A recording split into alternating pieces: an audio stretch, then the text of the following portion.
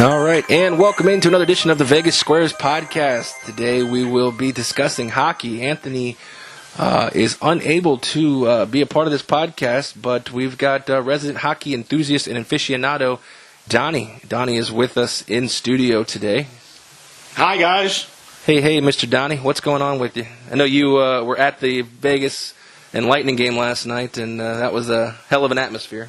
Amazing game. The electricity in the arena was just literally electric. It was just amazing that there was so much excitement, especially after the third goal that Vegas scored. You couldn't hear yourself talking there. And then after the final goal, it was like a jet engine inside the arena. It was just amazing. And the whole crowd rallied behind the team, even when they were down 2-0. And Glant talked about this, that the crowd is what kept them in the second period until we scored closed it down to one goal at 2-1. Yeah, for sure. And this podcast specifically is going to be a lot of hockey. We've got a pretty awesome guest lined up, and we'll be talking to him very shortly. I don't know if you're familiar with Fox Sports Radio, but producer of the show and resident hockey aficionado and enthusiast like yourself, Eddie Garcia, will be joining us. And I know me on my drive to work, my commute is late. I work the grave shift. And between him and Ben Maller, I enjoy their show on Fox. It gets me through my commute, which is pretty awesome. So I'm excited to have Eddie a part of the Vegas Squares podcast. And actually, here he is. So let's dive right in. I am very proud to have a special guest on the program. I am a longtime fan of his work on the Ben Maller Show and Fox Sports Radio. And Eddie Garcia is with us to talk a little puck. Eddie, we appreciate you coming aboard. Thank you very much for inviting me. I appreciate it. Absolutely. Let's talk a little hockey, and we are about 1/3 of the way through the season. First instincts and takes on the NHL season. What are your surprises in the league so far? Well, I think one of the reasons why I enjoy hockey so much is that it is, I think, in comparison with the other leagues, a little bit less predictable. There's a few teams you think you've got a pretty good idea are going to be good, but you get a few more surprises in hockey than you may in the NBA or the NFL, maybe even in baseball too. So we've certainly seen that. Some teams that were in the playoffs last year that are now struggling to stay in contention for a playoff spot, like Chicago. I mean, a perennial team that's always in there and obviously won 3 cups in 6 years, but they're kind of struggling to stay in the playoff mix right now. Pittsburgh, 2-time Stanley Cup defending champs, they're kind of struggling to stay in the playoff hunt a little bit as well. Now, in the end, when it's all said and done, maybe they're both in there, but so far, teams like that are finding it a little bit tougher than you might expect. As far as like real surprises, though, I don't think anybody could have predicted that the Vegas Golden Knights would be as good as they are. I thought that they would be competitive, but to be, as we are recording this, the best team in the Western Conference. Nobody predicted that. Nobody could have seen that coming. And I think at this point in the season, I really can't see this being a fluke. I mean, the way they've played, another dramatic win last night against Tampa Bay, the best team in the league. That was amazing. It was a great game, and the way they pull it out with a last-second goal and beating, my pick to win the Stanley Cup this year, and then the Tampa Bay Lightning, and a team that's kind of, I think, pretty much from start to finish so far, has been clearly the best team in the league. So Vegas has a great home ice advantage. Who knew what that was going to be like going into the season? Yeah. To see it turn out to be such an advantage for them and such a great atmosphere. I haven't been yet. I'm planning on going in January. I can't wait to check it out. I've heard wonderful things about it. Vegas has obviously been a huge surprise. I think New Jersey in the East has also been a real big surprise. They've had a lot of young players step in, and I think maybe they're kind of like the Edmonton Oilers this year. or maybe the Toronto Maple Leafs would be a better example from a year ago, to where they're like, okay, this team's way ahead of schedule. Can these young guys sustain it for the whole season? So that'll be interesting to see. As far as disappointments, I don't think anyone saw Edmonton being one of the worst teams in the West. A lot of people thought they were the trendy pick to go to the Stanley Cup final and maybe even win it, and they're not even going to make the playoffs, I don't think. I know there's some people still holding out hope that maybe they can turn it on and flip the switch, but I think through 34 games, I'm not seeing it. And they've been bad at home. I can't figure out what's wrong with the Oilers. They've been a huge disappointment. And the Ottawa Senators in the East, a team that was one win away from going to the Stanley Cup final. There's a lot of things going on in Ottawa. I'm sure we'll talk about that later, but they're one of the worst teams in the East. Only Buffalo's worse, and Ottawa's been a big surprise as far as how they've not performed this year.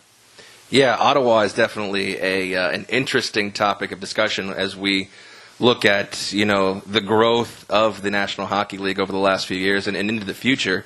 They're definitely a disappointment, being one goal away from the Stanley Cup Finals. And you talked about the disappointments. You talked about Edmonton, and everybody keeps thinking, oh, they'll get it together. Oh, they'll get it together. Then there's the Ryan Nugent-Hopkins talk of being traded, and like you said, we're 34, 35 games into the season. It's when there's not a lot of time to get it together in the Pacific, or excuse me, in the Western Conference. So I don't know what Connor McDavid has any tricks up his sleeve in that spot. Disappointments, Pittsburgh, I would say, they're not. We have a high expectation, being that they're the two-time defending Stanley Cup champions. But they came in here into Vegas. You're talking to two Vegas Golden Knights fans. They came in here, put on a good show. Vegas shut down Sidney Crosby.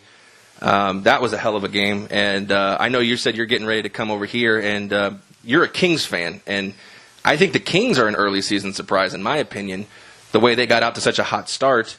What do you think about your hometown team in there? Yeah, I don't disagree with you at all. I thought if everything went well, the Kings would be battling for a playoff spot. I did not think they would be one of the best teams in the Western Conference. I was a big proponent of promoting John Stevens from assistant coach to head coach. I thought that was absolutely the right move. I think some people were skeptical about that, but so far I think that move has definitely worked out. The Kings are not a team that's going to be able to do a lot of things because of their salary cap. So they kind of knew they were stuck with the roster they had, which has underachieved the last couple of years. So to me, it made sense to have a coach in place who knew these guys, but was going to be able to, now being promoted to the head coach, kind of put his stamp on things. I think he knew, he didn't know for sure if it would work or not, but I think he had an idea with Daryl Sutter as the coach there, what he probably would have done. I think every assistant coach thinks, especially a guy like John Stevens who's been a head coach before, probably thinks, okay, what would I do if I was the head coach of this team? What kind of things would I change? And, it hasn't been a lot of changes, but subtle changes. I think the biggest change was that the Kings last year were one of the leading teams in the NHL as far as number of shots on goal, and yet they were one of the worst teams as far as goals scored. So, to me, the logical thing is to say, okay, just putting shots on net is not getting it done. We need to put quality shots on net. We need to get quality scoring chances. And to me, that means making the extra pass. And I've really seen the Kings do a lot of that this year, where they might pass up a shot to put it on net, but that, there's no screen or the goalie's not moving. He's just facing it. And a lot of times that's just a routine save. But if you can make the extra pass, if you can make the goalie move, if you can get somebody in front of him, then the percentage goes up exponentially. So the Kings have done a great job with that, plus staying true to their identity, which is being a good defensive team. So the Kings right now, if they get 3 goals, they're going to win. And that's kind of been the case in the past, but in the past they've been struggling to get 2 goals. So the result is they're in every game, but they weren't able to get that 1 goal to kind of get them to victories. Right. They're doing that this year. Andrei Kopitar, I said at the beginning of the year, he's going to have a huge bounce-back year. They're talking about him for possible Hart Trophy candidate as MVP. The defensive game is still there, but he's scoring. Dustin Brown is having a renaissance year. Jonathan Quick, thankfully, has stayed healthy. And I think, the key. Last year, Peter Budaj came out of nowhere and played great for the Kings. And so a lot of people, I think, mistakenly thought, well, the Kings really weren't that bad off in net because Budaj really played well. But Jonathan Quick's one of the leaders on that team, and some of the things that he does as far as a spectacular save here and there, it sparks the team. I think it gives them confidence. So even though numbers-wise, I think Peter Budaj did well, and defensively the Kings were good last year, I still think not having Jonathan Quick did negatively affect the team because of some of the things he does bring to the table. So Kings are looking great. Like I said, if they could just keep the offensive philosophy, I'd like to see their power play get a little bit better. You're right. But other than that, they've been really healthy too, and you can never predict that. You look here in Southern California down the road at Anaheim, and I mean they've been just besieged by injuries. And one guy comes back and somebody else gets hurt. I think the Ducks can be very dangerous if they finally get healthy at the right time. But so far, it just seems like it's one of those seasons for them where it's just a lot of bad luck, and you just can't predict that. There's no predicting it. You don't know how that's going to happen. The Kings have been really healthy and been successful. The Ducks have not, and they've been struggling a little bit. Yeah, and correct me if I'm wrong with the Kings. They're doing this all without Jeff Carter. They are, and that is a key player. You could certainly argue that last year he was their MVP, but that's one guy. I'm not going to everyone else has been pretty healthy. So every team had an injury here or there. You just have to deal with it. But like for the Ducks, I mean, it's been, they've had like 3 of their top 4 centers hurt. I mean, you can't, I take my hat off to them. They've been able to survive and stay, right in that playoff hunt. That's why I think they could be dangerous though, but there's just you can't guarantee that everyone's just going to get healthy and they're going to stay healthy. Like I said, they got Ryan Kessler back, and then Corey Perry in the same game gets hurt, and he's out now. So, I mean, it just seems like for Anaheim, so far, it's one of those seasons where they're just not getting any luck as far as the injuries go. But for the Kings, if Jeff Carter comes back, which is supposed to be in January, and they keep playing the way they're playing, they add him. They just added Marian Gaborik not too long ago, and he's been a real spark for them, too. So, like I said, if the Kings can stay healthy, I think they've shown that they're one of the top teams in the NHL. Yeah, I don't disagree with that. And like you said, with the Ducks, they, for the last better part of a decade, have always been right there as one of the top quality teams in the Western Conference. You mentioned Hart Trophy, and let's take a look at early season. If you had to hand it out right now after a third of the year, who would be receiving the Hart Trophy from Eddie Garcia? I think it's a pretty easy call. I would be hard-pressed for, I think, many other people to disagree with this. It's got to be Nikita Kucherov in Tampa Bay. He's number 1 in the league in points, and he's tied for the lead in goals. I mean, that's a pretty obvious one. Steven Stamkos is having a great year, but he's not scoring. He's getting the assists, which is fine, and that's Nikita Kucherov he's playing with, so he's benefiting from him putting it in net. But I mean, when you've got a guy who's leading the league in points and is tied for the league in goals, I think that's a really obvious choice. So he's been fantastic, and it seems like almost every night, when you go check the Lightning's results, that he's got one of the goals. His consistency from the beginning of the year to this point has been phenomenal, and he has emerged into a superstar there in Tampa. Alexander Ovechkin is having a great year as far as putting the puck in the net, so he'll be in the conversation just like he is most of the time. Sidney Crosby is not, which is a little bit surprising. But right now, again, he's not scoring at his usual pace, so I would say Kucherov, Ovechkin probably in there, and then you always look for a goaltender. I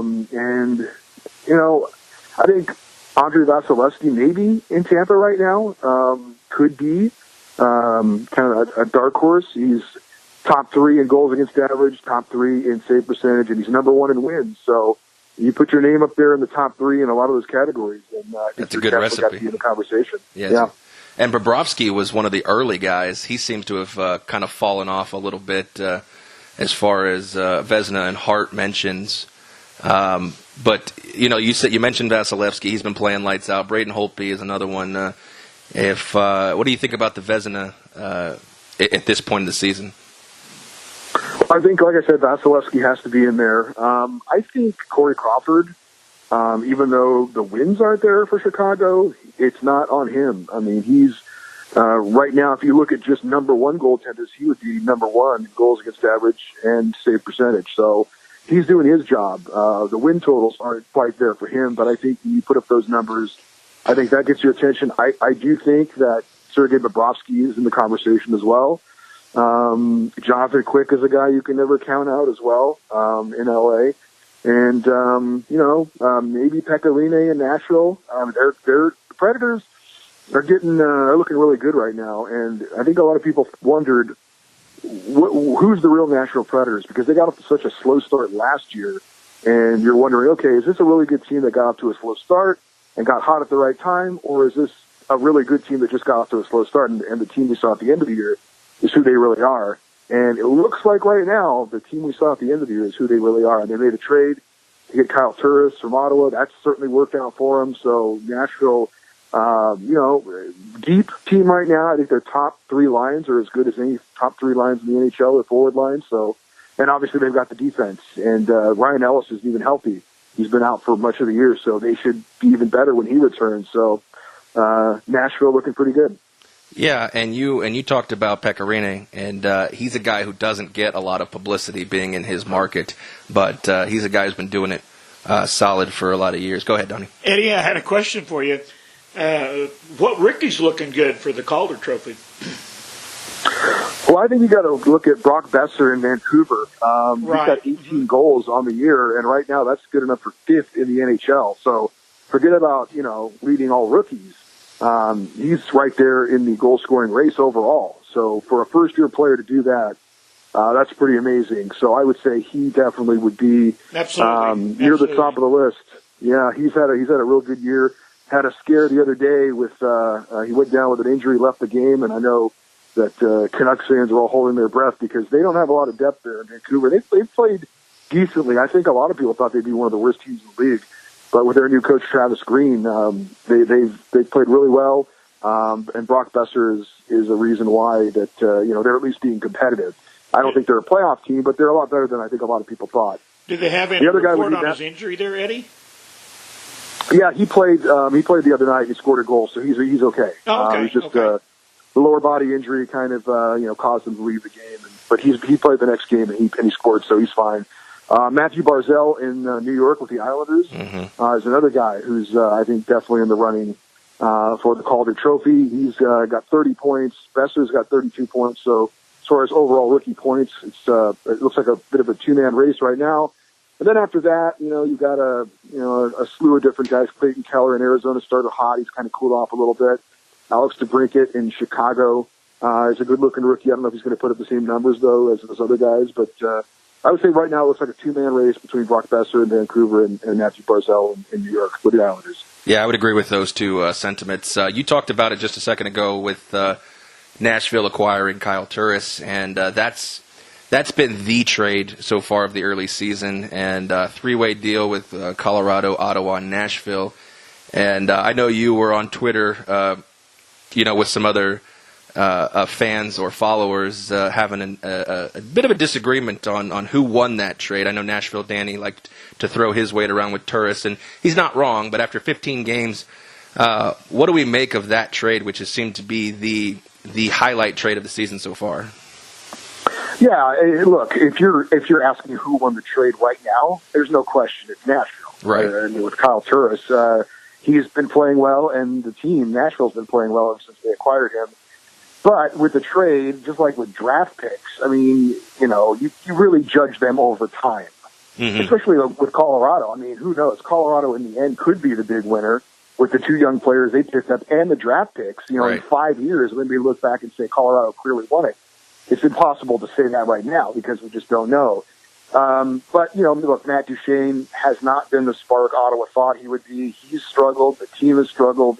So, again, right now, absolutely, Nashville's won that trade. But it's really unfair to judge it in the moment because when it's all said and done, you've got to look at it over time. I mean, who knows? Maybe next year Kyle Turris falls on his face. We don't know. That's true. But for now, Nashville is absolutely winning the trade. There's no question about that. There's no even argument. But I think, like I said, like with a draft pick, if a guy comes in and contributes right away, but then over the totality of his career is just an average player, then you wouldn't say that was a great draft pick. But in the moment, in his first year, maybe he provides a spark, something like that. Then you could talk about how, you understand what I'm saying? It's just not fair absolutely. to judge a trade you can do it, but I think it's, when you ultimately want to look at who won a trade or who didn't win a trade, you can't just look at it now. You have to let it kind of play out, especially with what Colorado acquired. We don't know who they're going to pick. We don't know if these two young players are going to work out to be core members going forward. So, again, did Nashville win it at the moment for this season? Yes. But going forward, we'll have to wait and see how Colorado does. And I think that Matt Duchene is a better player than Kyle Turris. I would agree. I think if you took a lot of teams and said right now you can have one or the other pick, they're going to pick Matt Duchene. But in the moment, obviously, there's no question Duchene's struggling. Turris is playing well. Nash is playing well. And Ottawa isn't. So at the moment, no question, Kyle Turris and the Nashville Predators are the winner at the moment. Well, come on, Eddie. You know us fans. We need instant gratification. I understand. 15 games in, we need a winner. I got you. I'm a fan too. I don't blame you. Speaking of trades, another trade that just happened recently, and in my opinion, goal of the year candidate Adam Henrique took his talents out to your neck of the woods. The Henrique for Vatanen trade. That's been an interesting sequence. I don't think anybody saw it coming, the magnitude of the two players that were available. But what were your thoughts on the swap of those two players? I thought it was a good trade for both teams. I thought it filled a need for both teams. I don't think New Jersey wanted to give up Adam Henrique, but they realized that they had enough offense with some of the young players they've had that was something that they could give up and get something in return in Sami Vatanen, a defenseman that would help them out where they had a need. Same thing for Anaheim with all those injuries they've had. They needed a center who could come in and provide some offense. And if everyone gets healthy, then their depth at center is off the charts. Now, what you're talking about, Vatanen and Henrique went head-to-head in the game recently, and Henrique absolutely abused him, did a little flip pass to himself, skated around him, and scored a gorgeous goal. So when you see that head-to-head matchup, it's easy to say, look at Anaheim, of course. better at that. Yeah, it's a good highlight. But overall, like I said, I think both teams are happy with the trade now. I think both teams are going to be happy with the trade in the future. It's one of those trades that I think both teams benefited from. I think it made a lot of sense. I think New Jersey is going to be very happy with Sami Vatanen going forward, and that he's going to help out their blue line. And I think the Ducks are going to be very happy with Adam Henrique. Filling a need now, and then again, if everyone gets healthy, if Brian Kessler comes back healthy, if Brian Getzlaf stays healthy, three centers down the middle of Getzlaf, Kessler, and Henrique, that's pretty damn good. So they're going to be happy with it as well. Yeah, that's not something I think the Kings or the Knights are interested in seeing when that team is healthy, because they are always dangerous, the Anaheim Ducks. And let's look at another transaction, if you will. It's not really a transaction, but last year, Tampa Bay, you talked about it, was on the doorstep of the playoffs, just missing by, I believe, a point or two. And they did all that without Steven Stamkos. Insert 2017, Stamkos is now back. And you talked about Kucherov for the Hart. Kucherov had a fantastic season last year, and he's only ramped it up, tenfold this year. Talk about the impact of Tampa Bay getting their captain back and what it's done for them, the first third of the season. Yeah, there's no doubt that having Steven Stamkos has helped them. But I do think that even without Steven Stamkos, Tampa Bay is a really good team. Now, I think with Steven Stamkos, they're Stanley Cup favorites. I think if he were to get hurt again, I still think they're absolutely a contender in the East. So that having been said, I don't want to make it like a Carey Price situation where a couple of years ago Carey Price is MVP and the Montreal Canadiens, are a playoff team. Then he gets hurt and the Canadiens don't make the playoffs. And so, 1 + 1 = 2, everyone says, well, obviously Carey Price is the key to that team. Well, this year he's still a great goalie, but, the Canadiens are struggling and he's been playing. So I think sometimes you kind of write the script that you want to write, you know what I mean? So I don't think that anybody can look at the Lightning and say, well, they weren't a playoff team last year, and now that Stamkos is there, they're the best team in the league, so 1 + 1 = 2. With Stamkos, that's how, he's such an important player. They've gone from non-playoff team to playoff team. Right. It's not quite that, right? But there's also no question that Steven Stamkos is an elite player. I'm sure you guys saw that move he put on around Braden McNabb in I think it was the first period of that game yes. in Vegas, where he just, made a great inside-out move and got a great scoring chance. He didn't score, but it was a spectacular move. So he certainly has come back from the leg injury and looks great. And again, the Lightning are thrilled to have him. He makes them even that much more dangerous. He's an elite player. I don't think he's going to ever score 40 goals again, but he can still be a guy who gets, 80 points, maybe 90 points, and is a key player for you. So, like I said, with Steven Stamkos, Tampa Bay, I think he's the favorite to win a Stanley Cup. Without him, though, I still think they're a very good team. It's just he definitely makes them that much better. But I'm not willing to say that he's the straw that stirs the drink. That team is so deep. Steve Yzerman has done a magnificent job of putting that team together and working in the contracts to keep that core group. The trade he makes, sending out Jonathan Drouin and bringing in the young defenseman from Montreal who's outscored Drouin offensively. Who saw that one coming? He's making all the right moves. And so, again, Steven Stamkos, great player, not trying to downplay how good he is, but I just think with him, they're elite. Without him, they're still very good. Well, coming up, let's talk about the expansion to Seattle in 2020. The question I have, first of all, do you think Vegas set up the prototype for all expansion teams, hockey in particular, and all expansion teams in general? Did they set the prototype for making a competitive team? And do you think Seattle will get a professional hockey team? Yes, Seattle's going to get an expansion team. It's going to happen. We've been saying for years on the podcast that I do that Seattle is the obvious choice because there's a need for another team in the Western Conference. That's a market that I think will support hockey. Obviously, you've got a natural rivalry there right across the border with Vancouver.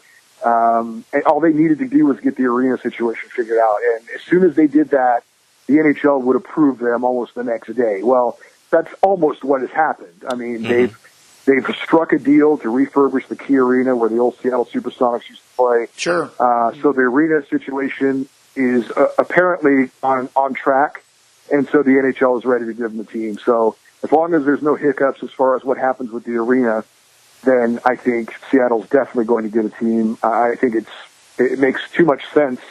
Houston was an interesting kind of I don't want to say it came out of nowhere, but the Houston Rockets were sold within the last year. Their old owner was the big roadblock to Houston being considered for an NHL team. So when he sold the team, that kind of opened things up. And then when you found out that the new owner of the Rockets was interested in bringing an NHL team, that certainly made things very interesting. And Houston is the type, I think, geographically where they, you could see them fitting into the East or the West. But I think Seattle's definitely going to get an expansion team. They're going to be in the Western Conference and balance things out. As far as Houston, I guess they would probably be looking at maybe relocation. Certainly we've had a development this week with the New York Islanders where they apparently are going to get their new arena built. So the Islanders look like they're going to stay put. So that leaves, the Calgary Flames, what is their arena situation? It's hard to believe they beat Calgary, but you never know. The Carolina Hurricanes were just sold recently, and Gary Bettman is telling everyone, no, they're not going anywhere. But that's certainly a team I would think you would look at and say that could be a team that could be moved maybe to Quebec City, maybe to Houston. And then there's always the Florida Panthers. They're always a team that's, that market just isn't a great sports market in my opinion. I mean, even the Dolphins don't get, they get support, but, when the NFL team, isn't, getting as supported as other markets, I don't know. That South Florida market is it's a tough one. Tricky market, it seems like. Yeah. So, yes, Seattle's getting a team, barring some kind of catastrophe. But as far as any other kind of relocation, I don't know. I don't see. I know you guys had asked me maybe Carolina moving to Charlotte. That would be interesting because obviously that seems like more of a metropolitan area. Right. Maybe that could help out with, Carolina's attendance issues. And maybe it's kind of a situation like I see here in Southern California with the Chargers moving to LA. Now, it's a little bit of a different dynamic because San Diego hates LA. Right. So a lot of their fans didn't want to continue to support the team. but still, that was an in-state move. All right. Right. So an in-state move for Carolina, I don't know that there's any kind of animosity between the Charlotte area and the Raleigh area. I have no idea whatsoever. I assume that there's not that kind of a rivalry, but I don't know. So that would be an intriguing situation. I don't know what the arena situation is like in Charlotte. Obviously, they've got the Hornets in the NBA. Could they work something out to where the Hurricanes played there? Not sure. But like I said, Gary Bettman is very adamant that the Hurricanes aren't moving. Would he endorse a move in state? Possibly. But we've seen with Gary Bettman, when he decides to stand behind a team, we've seen it in Arizona. He's preached them. They're not going anywhere. And so far, they haven't gone anywhere, although it seems like they probably should have. So when he throws his support or his endorsement behind a team not moving, it seems like they stay. And on the flip side of that, he's not saying that in Calgary. Yeah, you're right. He's kind of been open. He's kind of been open to saying, well, you guys better get something done or something could happen. So we'll see right now. But to answer your question, I think Seattle's a layup. Barring a catastrophe, we're going to see an AHL team in Seattle. Yeah, and you, depending on who you talk to, around the NHL, fans, personnel, some say the league never been better. I mean, we're expanding into new markets, potentially at least one, upwards of 3. And then you look at situations like Calgary, like Arizona, but most notably recently is Ottawa. And Melnick, didn't make the best showing during the Centennial Classic against Montreal when they decided to put him on camera, speaking about relocation and cutting payroll, etc. And, what I see on Twitter, it seems like the early workings of a boycott from Ottawa fans. So what is their role, going forward just in these early infant stages in this expansion, relocation, and possibly even contraction plans, which sounds crazy, but I mean, I don't think you can eliminate the contraction situation. If we're expanding markets into Quebec City, Seattle, Houston, I mean, there's a possibility. Is there a possibility we may just shut a team down? I seriously doubt it because, the league wants to, keep those revenue streams coming. I mean, look, if Ottawa can't get it done in the Canadian capital, which seems, how is that possible, right? Right, yes. I mean, how does the capital of Canada not support an NHL team?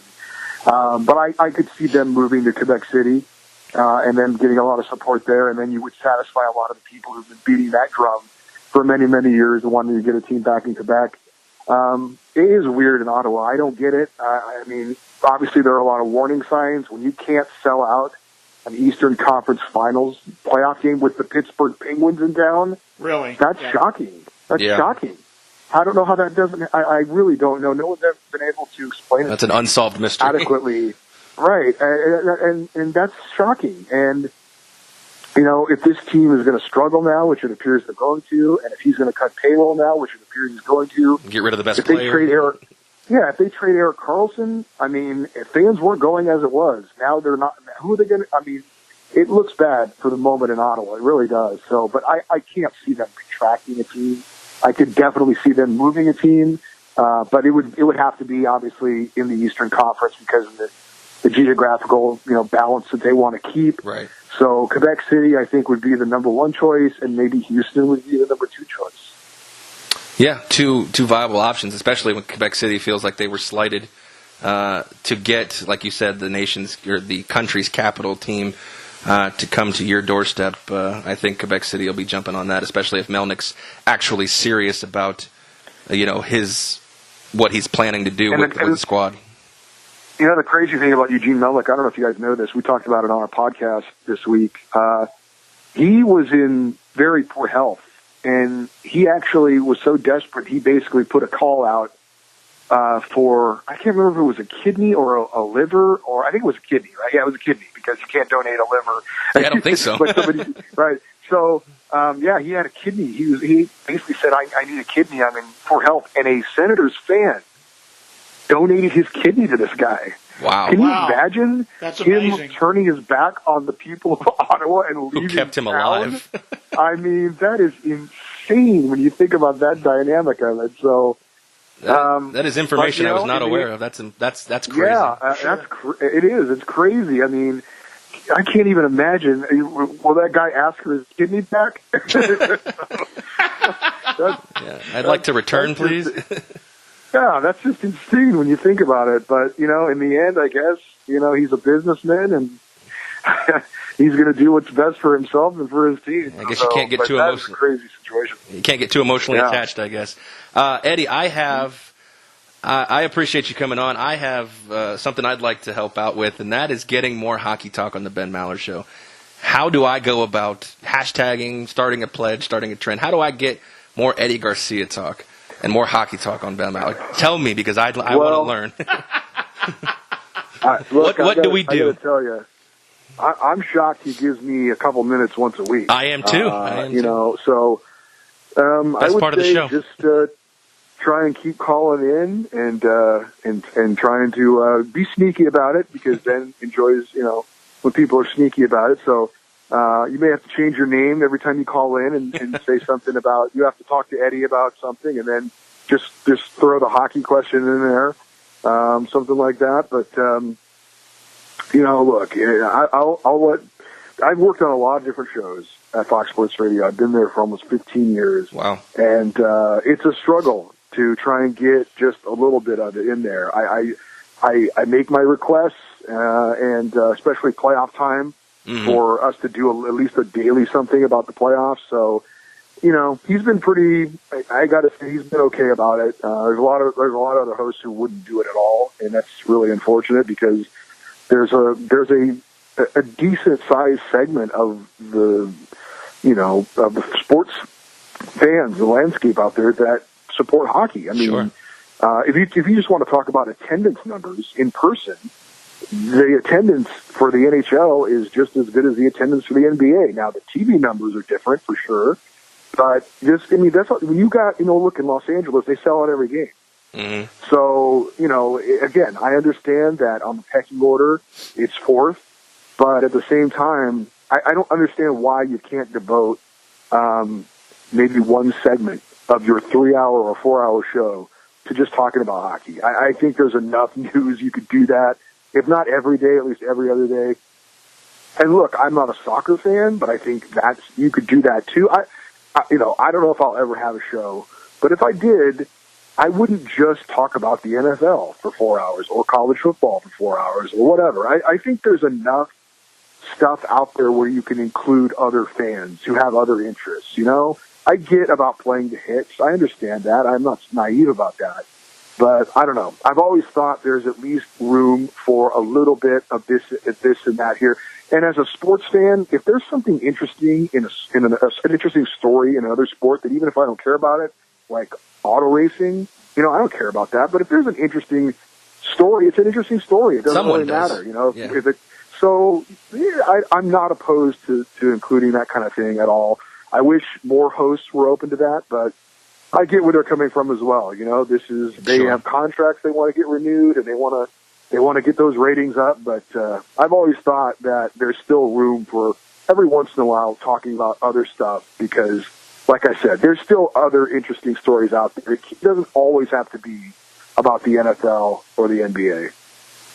Well, we have, whenever you're in Vegas, we have an empty mic sitting here, all just ready to flick on. So we will talk. I can talk hockey for 3 days straight. So, and I know you have your podcast, so there's no shortages of avenues for you to for what sounds like your favorite sport to get, express NHL talk. And Eddie, we appreciate you coming on board and taking time out of your, busy schedule. And I think to get Ben to start talking hockey more, I think Donnie and I are going to need about 10 to 15 golden tickets. So if you can make that happen, we'd appreciate it. Oh, that's a good point. Yeah, you get that golden ticket. Yeah, thanks again, Eddie. Talk about hockey. Yeah, so good idea. So 10, 15 golden tickets. I'll call in. I'll give you a code word, or you or Coop de Loop, and I'll give a code word, and that'll get us onto the hockey. Get the hockey to the forefront, and Ben will go one way or the other. He'll hang up on me. Just don't give me the time bomb. Yeah, he'll complain about it, and then we'll just keep doing what we're doing, though. Don't worry about it. Yeah, absolutely. So Eddie, I appreciate the time, like I said again. And before I let you go, quick question: who's your favorite NHL player of all time? Ooh, well, that's a tough one, because the reason I'm a Kings fan and the reason I'm a hockey fan is because of Wayne Gretzky. When he came to LA in the trade, it so intrigued me that I had to go check him out, and I had to start watching. And then that was, once I kind of started watching this, I'm like, hey, this is pretty cool. This is a pretty awesome game. Yeah, fantastic. And the Kings shortly thereafter, the Kings had some success and had an amazing run to the Stanley Cup final. Unfortunately, they lost, but after that, I was hooked for life. So I guess almost as a debt of gratitude, I'd probably have to go with the very easy answer of Wayne Gretzky. Yeah, I mean, like you say, it's an easy answer because he is the GOAT, but the reasons you have are definitely an unorthodox reason. And like you said, you have a testament to you getting into hockey because of Wayne Gretzky. That's a pretty neat reason to be your favorite player. Once again, thank you very much, Eddie. We appreciate it. I'll definitely be calling into the show. We'll have to set something up again, and when you're in Vegas, it'd be great to have you on again. And like I said on Twitter, those Kings tickets, you're buying beers, but we're going. All right, sounds good. Thanks for having me on, and good luck with your podcast. I appreciate that. Thanks again, Eddie. All right, and let's dive into a little more in-depth on a specific team, most notably the newest team, that is the Vegas Golden Knights. We appreciate Eddie coming aboard and sharing some puck talk with us. I'll leave this open to you guys, and never in my wildest dreams did I think that this would be the status of the newest expansion franchise 1/3 of the way into the season. No, not at all. But I actually I was the optimistic one. I put a futures bet on the Vegas Golden Knights to win the Stanley Cup. I put the same bet on, but I mean, I figured I was just lighting money on fire at that point. So you and I have a standing bet on the playoffs. And you're looking like you're going to come ahead on that wager.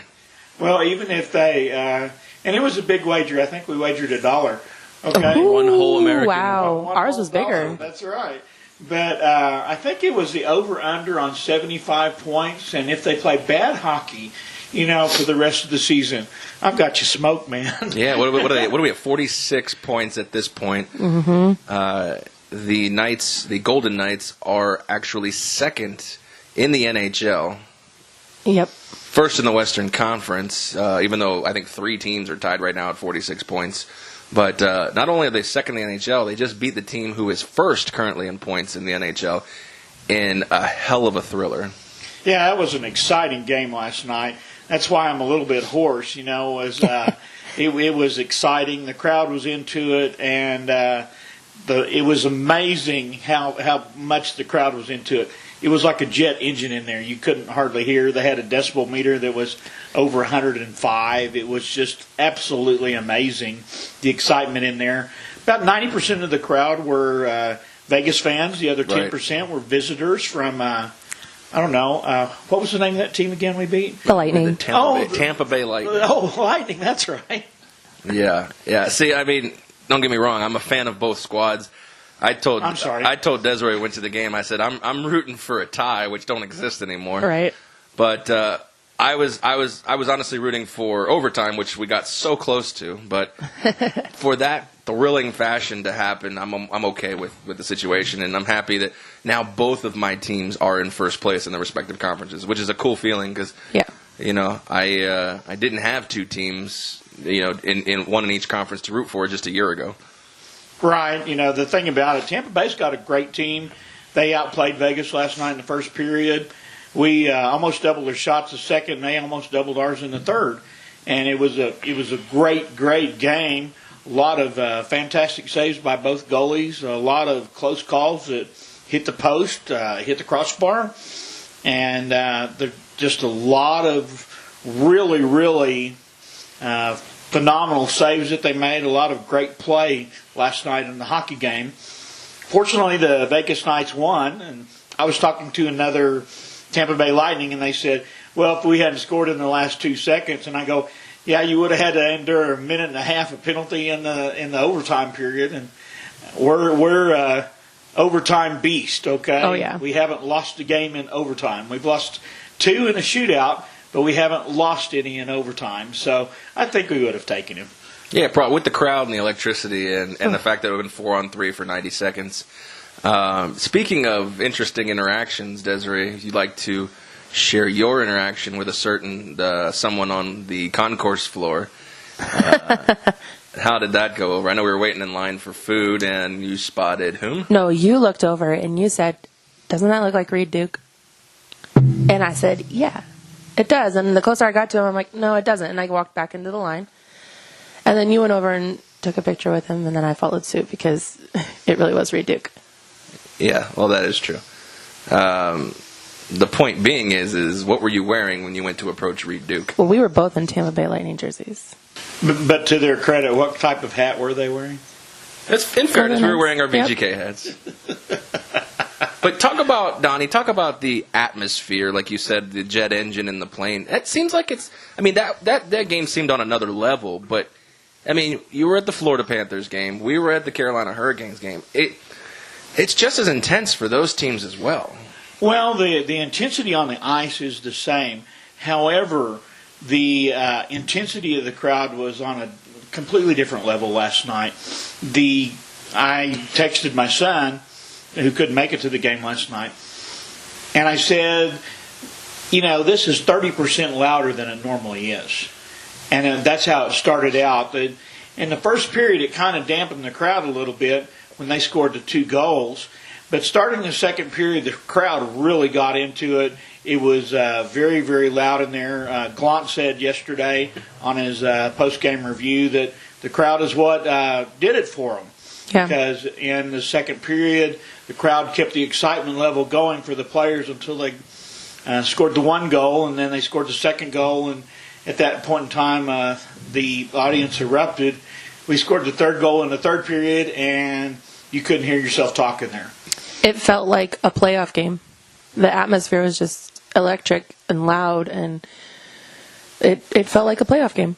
I think that's the best description. Well, the only time this might be a playoff game would be for the Big Cup, and it could happen. I talked to you about this before the game, and you asked about how would you feel if it was a Stanley Cup Finals, and I'm not sure my heart could take. I would have no hair. This matchup.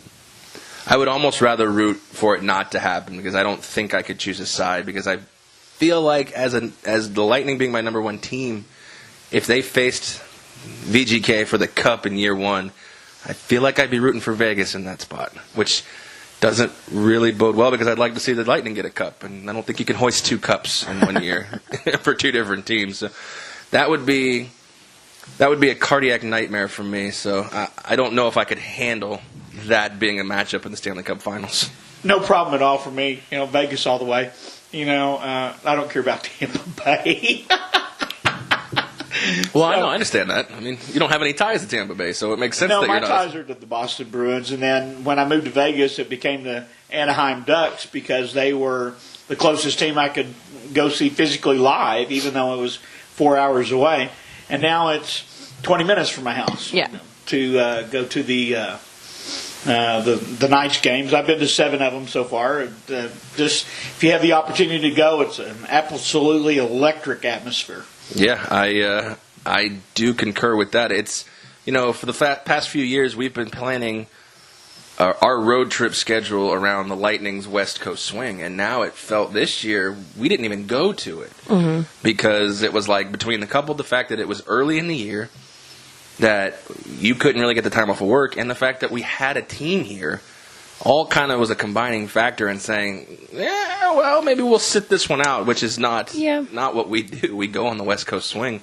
It was kind of the way that they laid it out, too, because they started in San Jose, and then they were in L.A., and then 5 days later they played the Ducks. Scheduling was a little weird, but we could have made it work. The point being is I think we would have made it work if Vegas didn't exist. But the fact that they did kind of gave us this year, because the schedule is not really in our favor in terms of traveling, let's stay home and watch the home team. And, like Donnie, when I made the bets with both of you, I was like, okay, we're going to be fun, but I don't know if we're going to get competitive. And I'm certainly glad. My takeaway from the season so far is hockey's what? Yeah, hockey's a funny Scrooge. I'm not being a Scrooge. I just, the way that the other guy at work's been a Scrooge. Yeah, we got a Scrooge at work. Season ticket holder Scrooge. We got to call him out there, but we won't call out any names. Yeah, but it's been fun. That's the thing. Even if they weren't competitive, the game atmosphere is fun. And Desiree, I know you love the intensity and just the sheer fact that you hear a lot of new hockey fans, and part of that does kind of like I can tell when they're in the stands, they'll say things they really don't know what hockey is or what it's all about, but they're learning. Well, it's like at the Panthers game a couple days ago. My son sat next to a guy that it was his very first hockey game, live or otherwise. And he was asking stuff like, what's icing? What's offsides? What's hooking? And can you, if it's tripping and they'd use a stick, is it hooking or tripping? It doesn't matter. It's a penalty. Okay? Yeah. See, that's a good opportunity for someone like your son who's a little more versed in hockey, or someone who knows about hockey, to teach the new fan. I was not as fortunate during the Panthers game. I sat next to a woman whose only interaction with hockey was to say every person's name who touched the puck, which I guess that's a concept of learning the game. But it literally was like Marchessault, Theodore, Miller, Carlson. And I'm like, say something else. That would get kind of old after your first run through the whole lineup. After that, she's just repeating herself. That's exactly what she did the whole game. I found it very comical. I don't know if she was trying to learn or if she just was proud that she knew the names of the players. Either way, it did get a little annoying after a while, but I found it kind of funny that she was just kind of like, Marchessault, Carlson. And I was like, what else you got? Well, I don't know him as Carlson. I know him as Wild Bill. The Goldilocks and the crazy hair and all of that. But another thing that I thought was really neat last night, prior to the game, there was a Make-A-Wish kid that his wish was to be with the Golden Knights for a day, and they took it to the next level. They had him in practice. They had him in the locker room, and he actually got a seat on the bench. He was he had terminal cancer, and I thought it was just absolutely amazing that they would do that, for a Make-A-Wish kid, and it shows you the human side of hockey, where they can help out. You see the film clips all the time where a kid is asking for a stick or something, and most players go through 60 or 70 sticks a year, and I wonder how many of those are because they're giving them away. Right. And I think it's just awesome that a kid, you see the kid's face light up when one of the players gives them a stick, and it's just wow. Yeah. And that was they would remember that game if for no other reason than for the stick. They would forget the score, they forget the teams that played, but they'll remember getting a hockey stick. They'll never forget that player that handed it to them. I don't know this for a fact, but I always thought that the team actually buys, when they had introduced their 3 stars of the game and you see them, throw the stick, I always thought they introduced decoy sticks for those type of interactions. That way, because these guys are molding their sticks, bending their sticks, taping their sticks to what they, it's kind of like a quarterback, kind of scuffing his footballs, and the baseball guy scuffing his baseballs. I believe, I could be wrong, but I believe there are decoy sticks for those interactions. Well, I believe they're real hockey sticks. No. I know they're real hockey sticks, but they're not ones that these guys are using in the game. Or if they are, there might be their practice sticks. Absolutely, and I don't know, my son and I were talking about this today because he's a big hockey fan, but we were talking about, how many of those sticks, because the average player uses about 70 sticks a year, how many of those does he give away, and it's just a great thing. I saw one at the Panthers game, I believe it was, where at the end of the game, the stars of the game, a father lifted up his 3-year-old son. Like Simba style? Yeah, Simba style. Absolutely, Simba style. And the hockey player handed him the stick over the glass. And it was really something to watch this kid grab hold of this stick that was 3 times his size. And he was just, so excited to get the stick. Yeah, and I've seen a few instances where, you get that scummy guy who comes and tries to steal it, and the hockey player, whoever it was at the time, would point, no, it's not yours, it's his. Right. Which is the way it should be. Right. I mean, it's for the kids, it's for the fans. Fleury, I believe, was Fleury the first star last night? No, it was Theodore. It was Theodore, you're right. Man, all 3 of those guys, Neal, Theodore, and Holla. Holla's on a goal streak that's pretty unbelievable right now. It's just the way he scored in the last 6 or 7 games.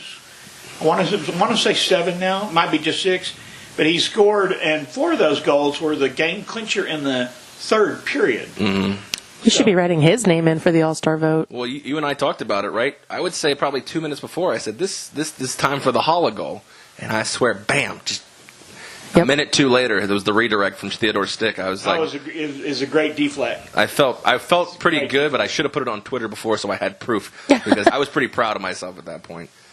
But let's look at the games before. I mean, you had the intensity of this game, which was the expansion franchise going up against the best in the league at this poll of the season. That was a team win, a big win for everybody. Sunday was the Panther revenge. You had Marcia So, you had Riley Smith, and of course you had Coach Gerard Gallant. And if you know anything about hockey, Gallant's lasting impression with the Florida Panthers was getting fired, getting told he could not take the team bus back to Florida, and having to take a cab and spend his own money to get himself back to his own house. What a raw deal, but karma's a great equalizer. I mean, Coach will never say it, but he said it's just another game. We're here to get 2 points, but he really wanted it. He wanted it. I'm pretty sure the players knew exactly what they wanted to do for Coach. And Marcia So was a 30-goal scorer last year who basically was left unprotected. I mean, you think that the Panthers would love to have? I mean, the Panthers have two fantastic top lines, but you think the Panthers wouldn't love to have a Marcia So on their third line at this point? Do you think they're missing? That's a very interesting question. Marcia So is on pace for a career season. Yep. And he's just scoring. He's a scoring machine right now. My son and I were talking about it, and he was saying if you had to pick one that would be the superstar on the team, or that any team would want, who would it be? And I kind of, besides Fleury, of course, but he said Marcia So, I said Neal, but there's also Clausen available. There's so many good players, and what's so neat about it, there's not a superstar on the team that's like a prima donna. Yeah. They all have, their goal is to win the game. They don't care who scores or who makes the defensive block. It's to win the game, and that's what their goal is. And that's why this island of misfit toys is coming together very, very well, because they don't really care who scores the goal. Right. The team scored the goal. And that's what's making everything go phenomenally well, is that the team's starting to click as a team. Not starting to click, they're doing very well. But they're going... as they continue to evolve, they'll get better and better. But the main thing is they're coming together as a team, and they don't have a Crosby, a standout superstar, or Connor McDavid. They don't have a guy like that on the team that they heavily rely on. Well, they kind of rely on Fleury, but Fleury went by the wayside in the third game and sat out 25 games. Right. So, and that was the great goalie catastrophe of 2017. Which turned out to not be a catastrophe. Right. Well, it forced the Vegas Knights to play solid defense to protect their goalie. With the exception of that 6-game road trip, I mean, the goaltending has been not the issue, which, I mean, when you get to your fifth, you're like, oh my God. Oh yeah, we played the fifth guy for one game. Well, look at the two teams that have played 5 goalies. Arizona. Right. And Vegas, two opposite ends of the spectrum. Right. But the thing about it, Vegas came together realizing they had to protect their goalie, because after, Fleury got injured, and then Sue got injured, and then Vance got injured, so we have to rely on Lagasse and an 18-year-old kid from Kamloops, Canada, that had never even stepped on the ice of an NHL game. Right. And actually, he played in the preseason. Dylan Ferguson did. But the thing about it, he actually got to play when we were getting blown out by Edmonton. But that was the only part of that game, was that he got to play his first NHL game. Yeah, I was wondering what that yellow snow was in front of him when he stood in the goal. Right. You go back to talking about not having a Crosby and not having an Ovechkin or a Connor McDavid. I think we had that, or what we thought was that, in Shipachyov, which turned out to not be the case because he couldn't adjust. Apparently, according to the team, he couldn't adjust to NHL rules and rinks But I mean, that was our goal with Shipachyov, being the KHL sniper that he was. He was supposed to be that superstar. But you look at this team, and you're right, there is no superstar because this is the island of misfit toys. All these guys are the quote-unquote 10th or 11th by their former 10th or 11th best player, or for contract reasons, or for, I don't want you to pick this guy, so take this scrub. These guys are the epitome of the island of misfit toys. So you nailed it right on the head. I mean, Marc-Andre Fleury is a 3-time Cup winner, but he's been the backup for 2+ seasons at this point. So as much as he's a fan favorite in Pittsburgh, and obviously a fan favorite in Vegas, he wasn't the starter for almost. I mean, he had a good part of the playoff run last year when Murray got hurt, but he's not the guy in Pittsburgh anymore. James Neal was a complimentary player in Nashville who's now put up, I believe, 18 goals this year. You have, Marchessault, who scored 30 goals because he played on the front line in Florida when their up-and-coming stars, Trocheck and Barkov, got hurt. So these guys were just waiting for an opportunity, and this is it. Maybe it's because this is their opportunity. There's 12 or 13 of the 18 skaters now that are having career seasons. Why? I ask that question. Why are these guys all of a sudden fitting together like Carlson, like Haula? Well, Carlson's never scored more than 9 goals in a season. Right. And now he's got 14. Haula's on pace to score like 40 goals. And what was his previous high output? 15. Mm-hmm. He's already beat that. That's another, goal every other game. Mm-hmm. That's the difference in how this team has come together as an island of misfit toys. The team that nobody wanted. Yep. Because everybody got ditched by their own team. Even on this island of misfit toys, there is another island that doesn't get enough credit, and I think that they deserve a shout-out here from us, and that's the fourth line, Bellemare, Nosek, and Lindberg. Those guys get in and do all the dirty work most of the game because, like we've talked about before, your fourth line is usually your main line during the regular season, especially early. Those guys get in there and do the nitty-gritty. They get in there, they take pucks, they block shots, they do the unglamorous work so that guys like Haula and Neal and Marchessault and Tuck and Riley Smith can get the goals and get the stars and get the ladies, and they're the guys we know. But you got to give a shout-out to Bellemare, Nosek, and Lindberg. We got to have a line nickname for them. I'll have to think of one. Ooh. The BLN line is what I got for right now. But I'd like to give a shout out to the fourth line because BLN. Well, yeah, Bellemare, Lindberg, and Nosek. Bacon, lettuce, and tomato. No, bacon, lettuce, tomato. Yeah, so it's a work in progress. It's a working title. We'll find something. We'll figure it out. But I just wanted to give them a shout out to the fourth line because they do the work that nobody else wants to do, and they get down in the nitty gritty. So absolutely. But the other thing is, not disregarding the other three lines, they all do the work that's needed. Mm-hmm. They hustle through the transition phase. They're a very, very fast team, and obviously with last night against the best team in the league, they out hustled them. Yeah. Okay, they might not have outplayed them, but they out hustled them. And that was one of Gallant's things all along. Let's try to out hustle them. Mm-hmm. So, any parting thoughts on the Golden Knights start to this season? I have a feeling I'm going to be customizing my jersey when I win the bet that they made it to the playoffs. Yes, it's a bet I told you. Yeah, Desiree. I know, it's a bet right? I told you I'm happy to lose, and the $1 bet I told you I'm happy to lose as well. So I'm very excited to see where this team goes. I know they're going to have a couple struggles when they start heading on their own here over the next couple months, but I think the support from this city will still be behind them when they come home.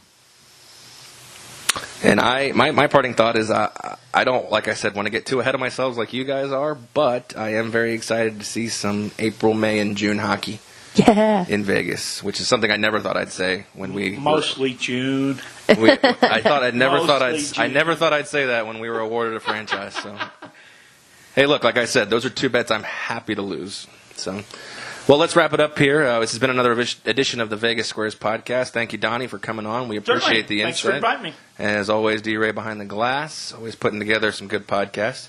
Thanks. And we will talk to you soon. Thanks for listening.